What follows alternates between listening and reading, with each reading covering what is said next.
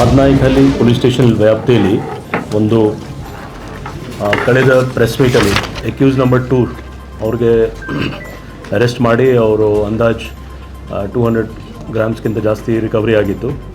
ಈಗ ಅವರು A1 ಕೂಡ ಆರೋಪಿ ಕೂಡ ಸಿಕ್ಕಿದ್ದಾರೆ. ಅವರು A1 ಆರೋಪಿ ಕಡೆ ಸಿಕ್ಕಿದ ಮೇಲೆ ಟೋಟಲ್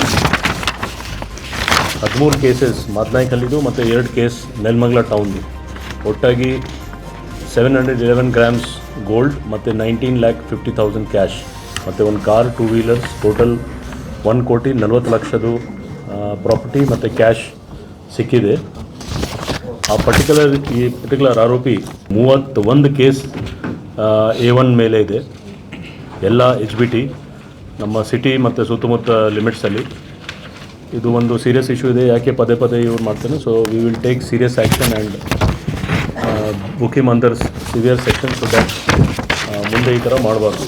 ಇದು ಸದ್ಯಕ್ಕೆ ಭಾಳ ಒಳ್ಳೆ ಕೆಲಸ ಮಾಡಿ ನಮ್ಮವರು ಗೋಲ್ಡ್ ಮತ್ತು ಕ್ಯಾಶ್ ಮತ್ತು ವೆಹಿಕಲ್ ರಿಕವರಿ ಮಾಡಿದ್ದಾರೆ ಮಾದನಾಯಕಹಳ್ಳಿ ಲಿಮಿಟ್ಸು.